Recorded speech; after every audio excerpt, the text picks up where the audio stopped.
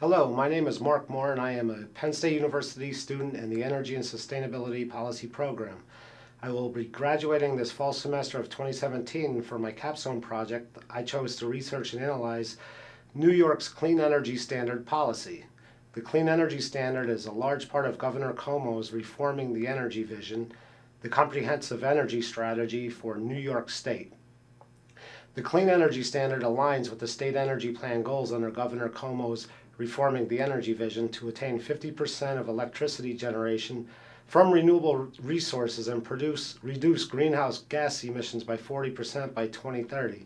Prior to the order, the Public Service Commission tasked its staff to research renewable portfolio standard policies from other states and perform a cost-benefit analysis for the implementation.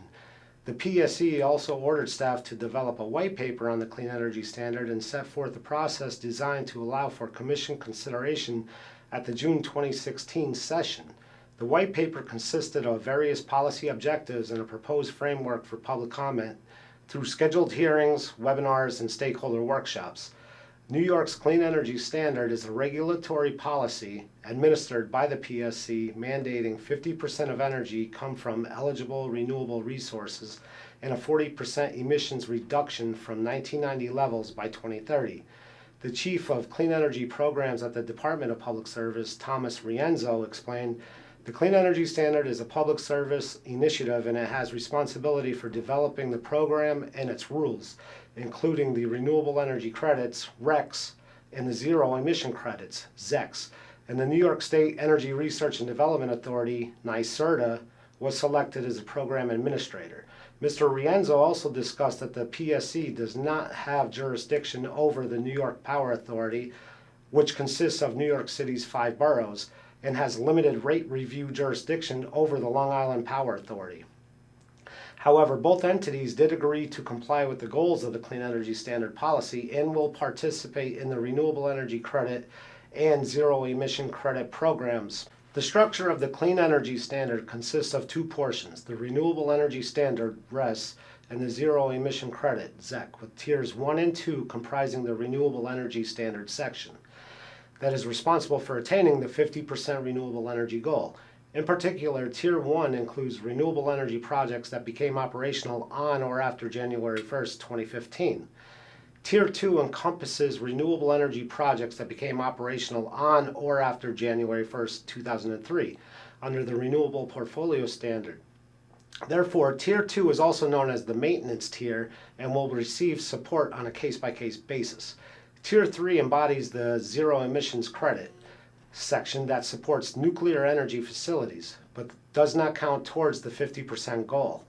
The Tier 3 nuclear facilities are needed to attain the 40% emissions reduction goal and to help bridge clean energy needs until renewables are fully developed. Tier 1 consists of new renewable energy facilities that became operational after January 1st, 2015, including customer-owned behind-the-meter solar photovoltaic through the New York Sun program, from which load-serving entities, LSEs, must purchase a percentage of renewable energy based on their total load. This slide shows the LSE obligations. To demonstrate compliance, LSEs must either generate their own renewable energy, purchase RECs, or make alternative compliance payments, ACPs.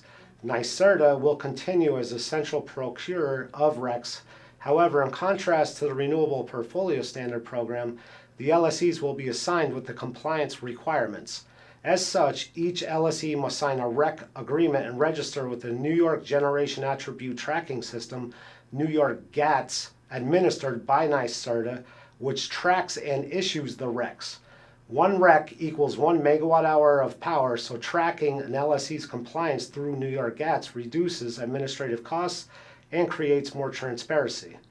To ensure that there is a source of RECs to buy, NYSERDA will enter into 20-year contracts for RECs from new eligible renewable energy projects, thereby ensuring a source of RECs to purchase. NYSERDA will state on its website the price and quantity of RECs available for purchase every December 1st prior to the next compliance period. Finally, the ACP price will be 10% more than the REC price and will not be viewed by NYSERDA as a penalty or non-compliance. Tier 2 is considered the maintenance tier to support existing renewable energy facilities in operation during the RPS program or before January 1st, 2003. The Clean Energy Standard Order describes Tier 2 eligibility as applying to operating run-of-river hydroelectric facilities of 5 megawatts or less, wind turbines, and direct combustion biomass facilities that comply with eligible fuel source requirements for Tier 1 eligibility. In addition, contracts will be awarded per case and financial support given to meet specific needs of each facility. Tier 3 consists of the zero emission credit requirement designed to support nuclear facilities. Like the REC requirement, LSEs must purchase ZECs as a percentage of their load from NYSERDA and follow the same compliances as in the REC section pertaining to New York GATS.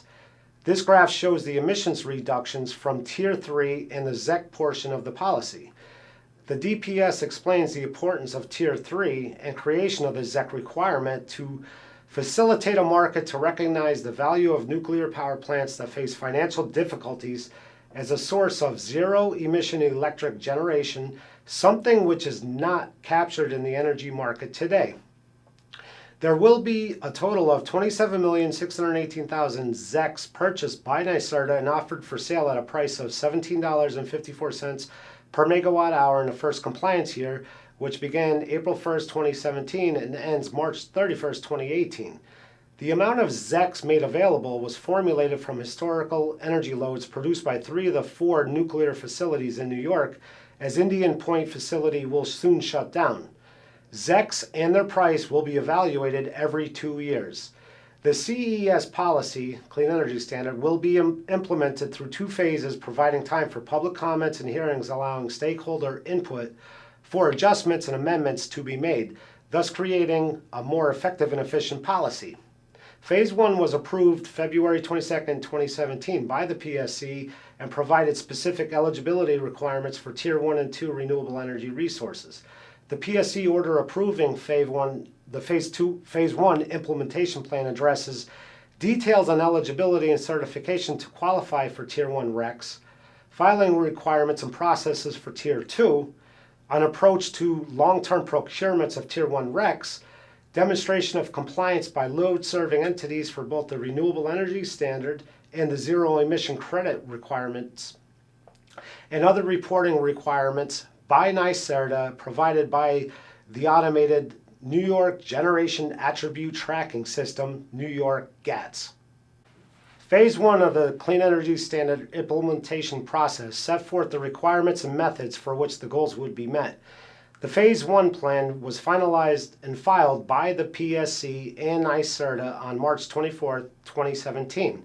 On May 12, 2017, the Phase 2 implementation plan proposal was filed by the Public Service Commission and NYSERDA, which continues the process of developing the goals and standards of the Clean Energy Standard.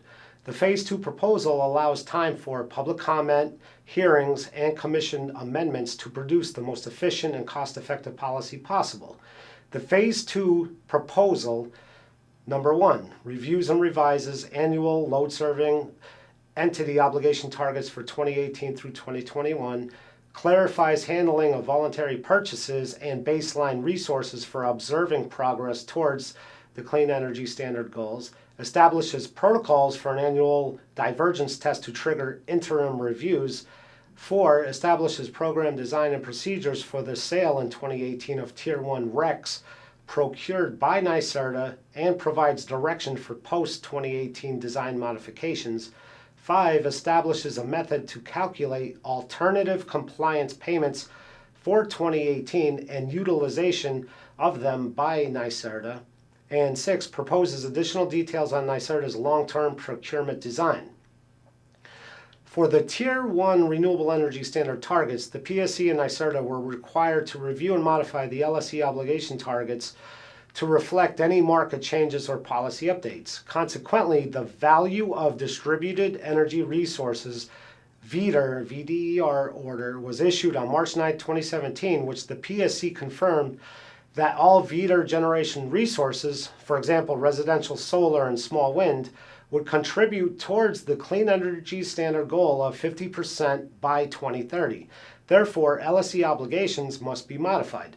Also, the Long Island Power Authority and New York Power Authority are under different jurisdictions than the rest of the state, and their loads must be separated. The Long Island and New York Power Authorities will supply their own RECs to meet Clean Energy Standard compliances under the Renewable Energy Standard obligations. This table shows the LSE compliance obligation for 2018 to 2021 that was calculated based on the New York Independent System Operator NYISO load forecast and adjusted to reflect energy efficiency forecasts anticipated to be more than 2,000 megawatt hours annually as a result of utility energy efficiency programs. This table reflects NYSERDA's projected procurement targets for years 2018 to 2021, including Long Island and New York's Power Authority jurisdictions, because enough renewable energy credit certificates must be available for all load-serving entities, LSEs, within New York State to purchase. Consequently, a revision of LSE obligations considers jurisdictional load, assuming Long Island and New York Power Authorities will comply with their obligations separately, and the VDER order that counts behind-the-meter generation toward Clean Energy Standard goals. This table shows the revised obligation percentages. The Public Service Commission, PSC, states these decisions determine that VDER resources ineligible for Tier 1 would not be included in mandated LSE targets but would count toward overall goals. Included in the Clean Energy Standard order is a divergence test criterion to protect against supply imbalances. NYSERDA is tasked with performing a triennial review of the REC program. However, scheduled interim reviews have been included as a safeguard. The primary purpose of the divergence test is to correct for significant differences between, number one, supply of Tier 1 RECs, the quantity of which is in large part driven by central procurements by NYSERDA, and two, demand for Tier 1 RECs, primarily based on the annual Tier 1 Renewable Energy Standard obligation of load-serving entities as refined in this plan. Given that the program is in the beginning stages, the divergence test provides a signal that corrections are needed. A signal of REC, renewable energy credit undersupply, is ACP purchases over 10% of Tier 1 megawatt hour obligations in the first year and 20% over obligations in the second. Oversupply would be increased REC banking by NYSERDA of over 10% in year 1 and 20% in year 2. NYSERDA must perform interim tests on a quarterly basis through New York GATS to assess REC supply. The price and quantity of RECs will be posted on NYSERDA's website December 1st prior to the upcoming compliance year to allow certified and eligible LSEs time to purchase them. The REC price is determined by the projected weighted average cost per megawatt hour that NYSERDA anticipates paying for the RECs. RECs may not be traded but can be sold back or banked for 2 years. The PSC and NYSERDA plan on tailoring this process. For example, sales, frequency and timing, pricing and inventory, and transferability to work out any issues during the first compliance year. Also, design obligation issues regarding alternative compliance payments will need to be tailored as the program progresses. For example, the sales, timing, amount, and frequency of RECs affects the price and amount of ACPs that must be available, so these design issues need to be worked out to provide LSEs clear price signals. Again, ACPs are not a penalty for non-compliance, but an alternate means of compliance in attaining the Clean Energy Standard goals. The ACP program is also a work in progress as levels, disposition of funds, and design issues will need to be adjusted. There are other Tier 1 Renewable Energy Standard procurement design features that will require adjusting as the policy moves forward. The long-term procurement process by NYSERDA will most certainly meet various challenges and obstacles in the coming months and years. Aggregation of facilities is an area that requires verification of technology and existing contracts to determine eligibility. The PSC and NYSERDA invite public comment on proposed modifications in balancing aggregation value, and administrative complexities. Two other areas that the PSC and NYSERDA are open for suggestions are co-located facilities and return to service and relocated facilities. These features present unique challenges, but a paradigm must be developed to capture the full potential and value. The status of the zero emission credit portion of the Clean Energy Standard is solidified after winning a long court battle. On June 25, 2017, U.S. District Court for the Southern District of New York, Judge Caproni dismissed a challenge from electric generators suing the PSC over jurisdiction. The electric generator stated that the PSC intruded on federal jurisdiction of wholesale energy markets through the zero emission credit program. In the Coalition for Competitive Electricity versus Ziebelman case, Judge Caproni stated, "The Federal Power Act is a paragon of cooperative federalism. It divides responsibility for the regulation of energy between state and federal regulators. Statutes such as the Federal Power Act, where coordinate state and federal efforts exist within a complementary administrative framework, and in the pursuit of common purposes, the case for federal preemption becomes a less pervasive one." The court ruling sided with New York, declaring that the Zero Emission Credit, ZEC, and even the Renewable Energy Credit, REC programs do not set energy prices, but administratively set prices for the social cost of carbon. This is within states' rights and does not interfere with wholesale pricing. Moving on to the analysis of this policy. The electricity sector contributes approximately 35% of the greenhouse gas emissions from coal and natural gas power generation, leading to climate change impacts such as rising sea levels, more frequent and intense storms, and human health issues.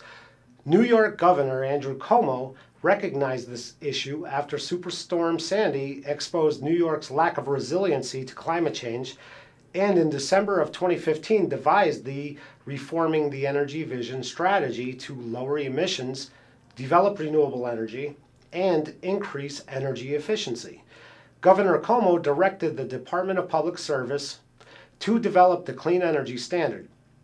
In addition to the mandated goals, the Clean Energy Standard policy seeks to strengthen and modernize the transmission grid, mitigate climate change impacts, and protect ratepayers from increased costs.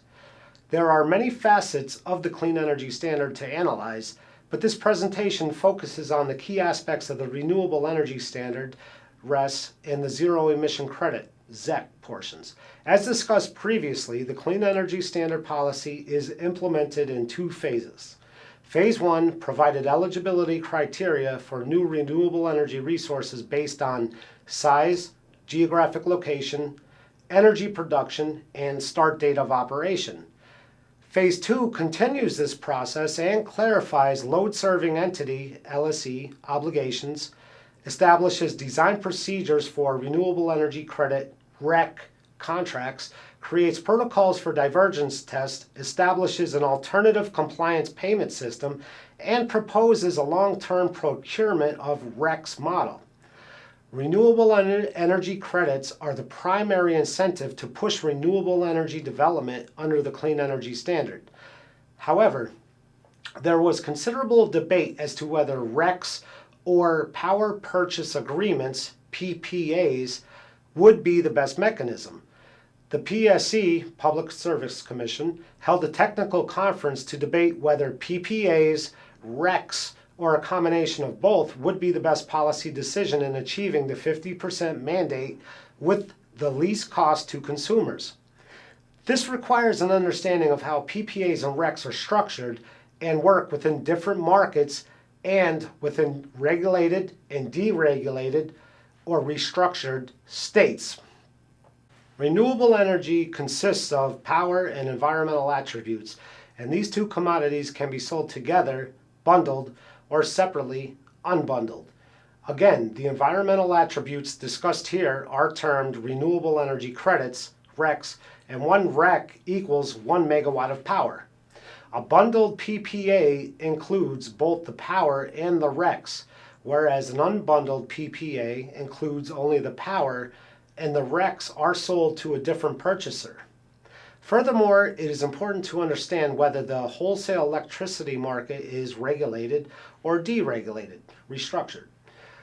Regulated electricity markets are those where the local utility is vertically integrated and holds a monopoly over the value chain, generation, transmission, and distribution. Consequently, in a regulated market, it is not possible for purchasers to contract directly with independent power producers to source renewable energy. Any means of procuring off-site renewable energy must be negotiated with the local utility. New York is a deregulated, restructured state, meaning electricity is sold in a competitive wholesale market managed by an independent system operator, New York ISO, and prices vary depending on time and location. Purchasers can sign PPAs with any eligible and certified energy generator they choose within the market, regulated by the Federal Energy Regulatory Commission. Stakeholders at the Public Service Commission conference debated which approach would produce the greatest renewable energy growth in New York at the lowest cost to ratepayers. The combined PPA and REC approach would set the total payment per megawatt hour at the start of the project. A fixed price renewable energy credit approach would expose generators to fluctuations in energy and capacity. A bundled PPA approach would expose ratepayers to commodity risk. New York developed 2.5 gigawatt of renewables using the REC-only approach under the previous Renewable Portfolio Standard policy and needs to develop an additional 5.2 gigawatts of renewables to attain the 50% mandated goal. Stakeholder Gavin Donahue, president of the Independent Power Producers of New York, stated, "The REC-only approach has been proven successful with the least risk to ratepayers, so if the system isn't broke, then don't fix it." This is an important and valid point. However, a thorough analysis of changing market conditions and technological innovations must be considered to confirm the REC-only approach is the best choice. Bundled PPAs are not the most efficient mechanism to develop renewable energy resources. They obscure additional consumer-funded payments to renewable resources and impede the market's ability to procure the most efficient resources that minimize cost to consumers. They also transfer the risk that certain projects may not be economically viable from developers to consumers, resulting in much higher rates. Long-term bundled PPAs distort and mute the market signals that drive development and are not compatible in deregulated, competitive wholesale markets. The REC-only approach provides clear market signals, transparency, and ease of compliance through a tracking system such as New York GATS, thus lowering administrative costs and creating a market that better reflects renewable development signals. Therefore, competitive markets in deregulated or restructured states are better suited to use the REC-only approach in growing renewable energy, thereby attaining goals set forth under state policies. Conversely, the bundled PPA approach is better suited for regulated states with less competitive markets. Consequently, the Department of Public Service, PSC, ultimately chose the REC-only approach and ordered NYSERDA to administer the REC program. NYSERDA will make available to each load-serving entity, LSE, the maximum amount of renewable energy credits, RECs, that may be purchased based on their obligation percentage as previously described. Each load-serving entity, LSE, must register with the New York Generation Attribute Tracking System, New York GATS, where every REC is accounted for. The REC price is right as of now $21.16 per megawatt hour for the first compliance year during phase 2 of the implementation plan. And this was determined based on the weighted average cost per megawatt hour that NYSERDA expects to pay to acquire the RECs. REC programs designed to track attributes in this manner have been successful in the PJM market and New England ISO market, and is what New York has based its design after to grow renewable energy development. Furthermore, New York's Phase 2 plan includes divergence tests to correct any issues with renewable energy credit availability. The Director of Energy Analysis at NYSERDA, Mr. John Williams, discussed, during the Phase 2 plan of the Clean Energy Standard, 1.5 million RECs, 1.5 milliwatt hour equivalents, have been purchased in 2017, and 4,000 megawatt of bids came in from 88 qualifying facilities in all technology types, which was 6 times more than what NYSERDA had projected. Thus far, the design and procedures for the REC program during Phase 2 of the plan appears to be successful in attracting renewable energy projects, and the LSEs have been complying with their obligations under NYSERDA administration. When the compliance year ends in December, more definitive information will be available, but based on Mr. Williams' numbers from NYSERDA, the policy seems to be on track. The Alternative Compliance Payment (ACP) mechanism of the Clean Energy Standard is an alternate way for LSEs to comply with the Renewable Energy Credit section discussed above. It is again not a penalty for noncompliance, but an alternate means of compliance that caps the total cost of the Renewable Energy Standard portion of this policy. This is the most commonly used ratepayer protection mechanism utilized by states with a renewable portfolio standard type policy. The current ACP price is $23.28 and is essentially a price cap for the renewable energy credit market because a rational utility will prefer to pay the ACP rather than purchase RECs whenever the price in the REC market exceeds the ACP. States therefore set the alternative compliance payment at the highest price they are willing to require consumers to pay to achieve their policy objectives. Another important consideration involves trading RECs, renewable energy credits, across state lines to neighboring states. If alternative compliance payment prices in adjoining states are considerably higher, then it could misrepresent the REC market and price. Also, if a state policy limits RECs to in-state generation and neighboring states do not, then if possible, the in-state renewable generator will sell the RECs to the state with the highest REC price. Now, this would clearly hinder a state from attaining its renewable goals, as supply would lower and drive the REC price towards the ACP price, thereby producing the opposite effect the policy intended to create. New York is a deregulated or restructured market and possesses an independent system operator, New York ISO, that functions solely within New York State. Therefore, the ability to create an alternative compliance payment and renewable energy credit program to meet state policy goals is somewhat easier than if New York were part of a larger system operator like the PJM market. This does not mean that New York should ignore neighboring state policy and market structures, nor does it necessarily mean it should set prices based on what neighboring states do. For the Phase 2 plan, New York calculated the ACP price based on the projected weighted average cost per megawatt hour, described in the REC section, to acquire renewable energy credits plus 10%. Divergence tests will also detect if changes need to be made to the program, as it is a work in progress during the first compliance period. ACP's alternative compliance payment funds must be applied to benefit ratepayers by reducing the cost of the renewable energy standard portion.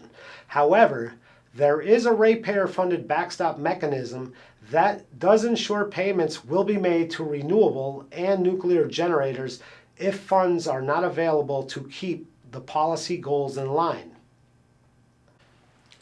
The second section of the Clean Energy Standard is the Zero Emission Credit, ZEC section, known as Tier 3, which was designed and implemented to support nuclear generators.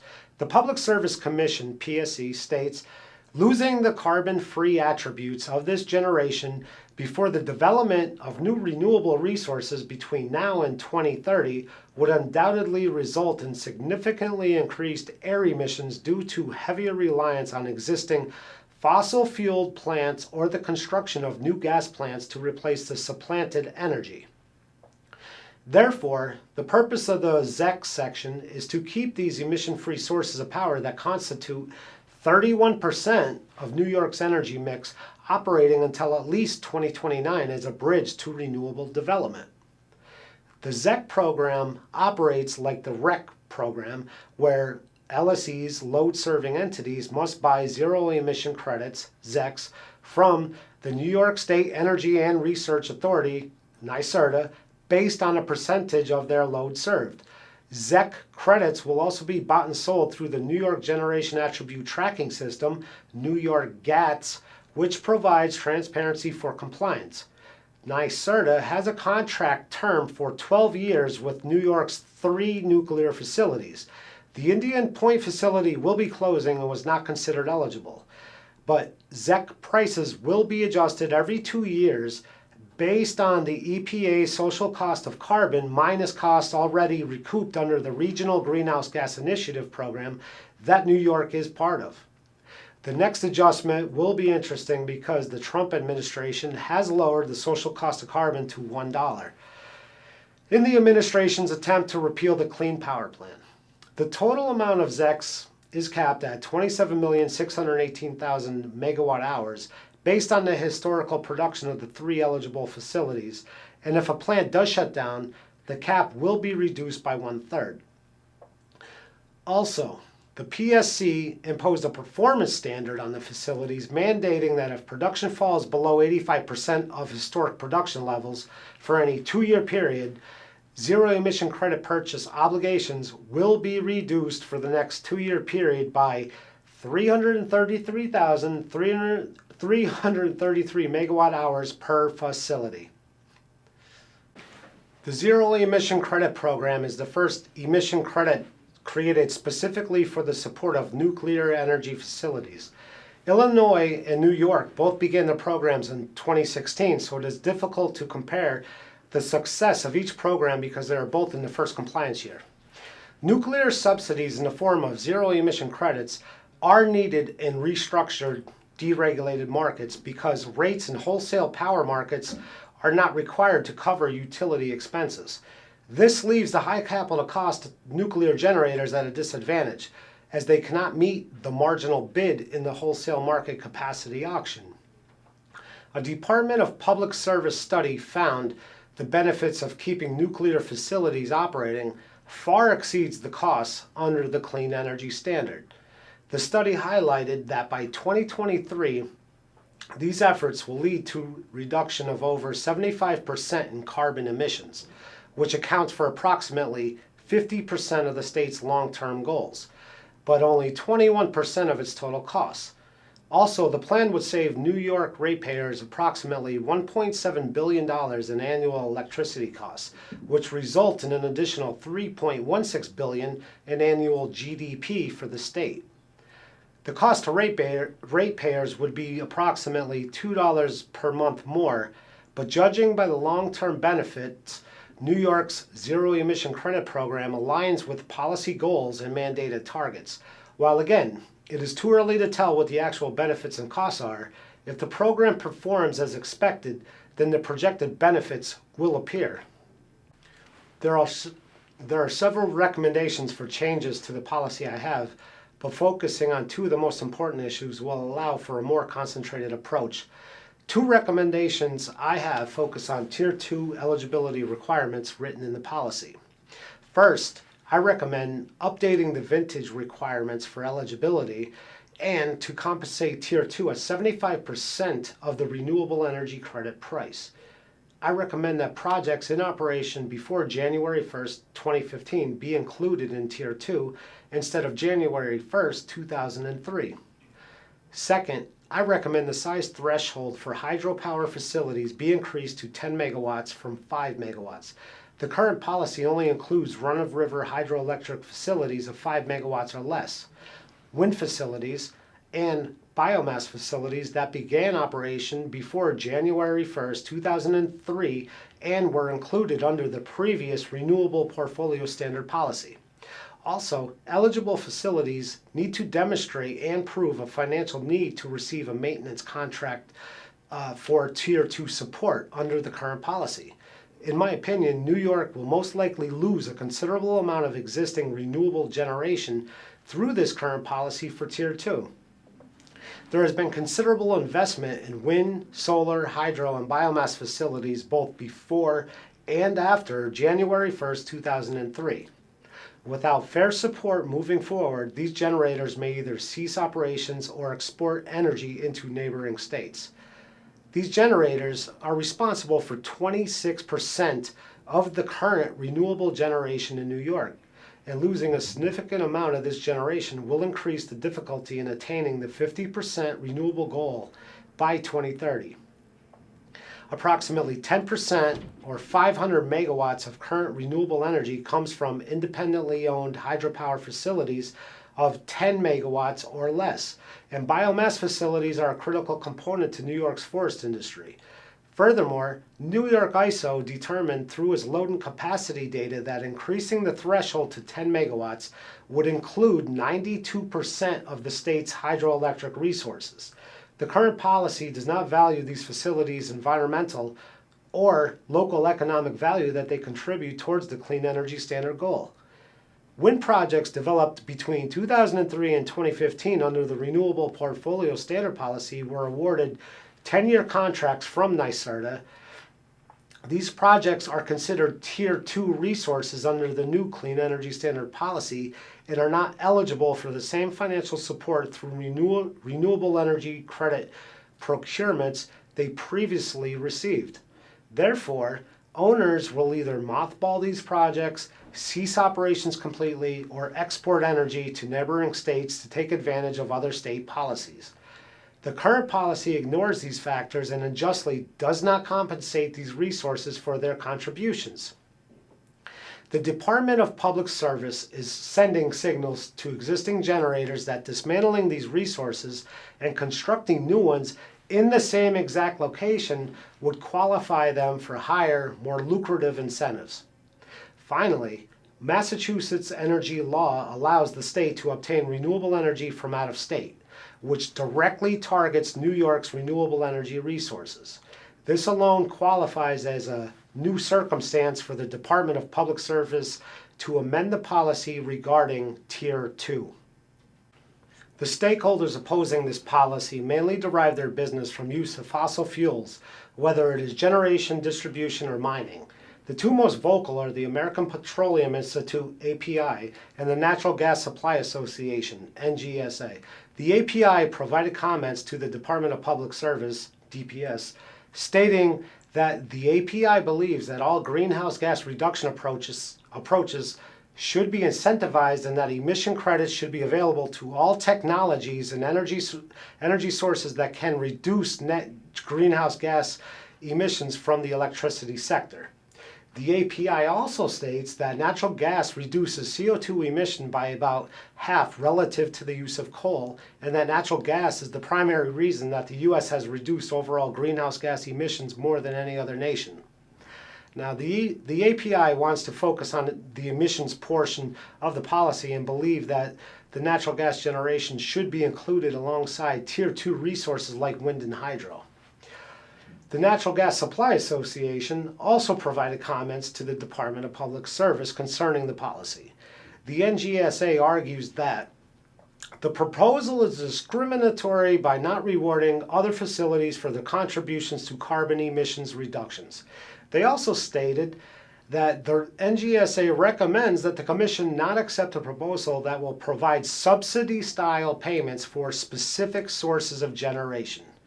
Now, the fossil fuel generation industry has been receiving subsidies and favorable policy for decades, and they clearly feel threatened by this policy because it disrupts their business model. Now, while natural gas generation does emit less carbon emissions than coal generation, natural gas does still produce emissions, and the 40% reduction goal of this policy will not be reached with continued development of natural gas power plants. Another point is that natural gas is a limited resource, vulnerable to the law of supply and demand, thereby posing a risk to volatile price increases that could raise rates considerably. Wind and solar have a limited resource potential with much lower operating costs that help keep electricity rates low and stable. I support New York's structure of the Clean Energy Standard and involvement of stakeholders to construct a policy that attempts to attain the goals of 40% emissions reductions to 1990 levels and generate electricity from 50% renewable energy sources. The cost study white paper by the Department of Public Service reported a cost-benefit analysis with a net positive benefit of $1.8 billion by 2023.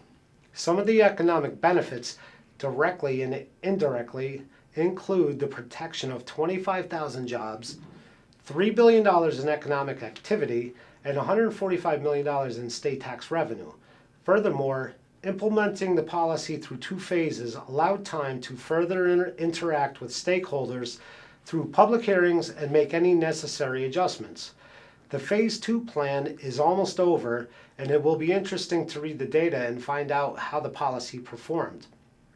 In addition, future public hearings are planned to work out any issues that have surfaced during Phase 2, and this will also be interesting to read about. Let's hope that the cost study white paper by the Department of Public Service reporting a net positive benefit of $1.8 billion by 2023 comes to fruition. New York's Clean Energy Standard is a big step forward for the state and a leading example of state policy for other states in the U.S. to follow and learn from. One final note.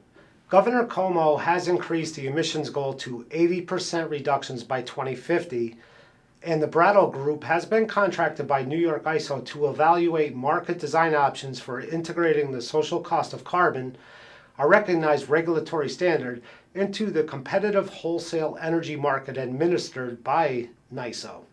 New York is setting an example for other state governments to follow and is following through with its policy goals. Thank you very much for watching this presentation, and please send any feedback to my email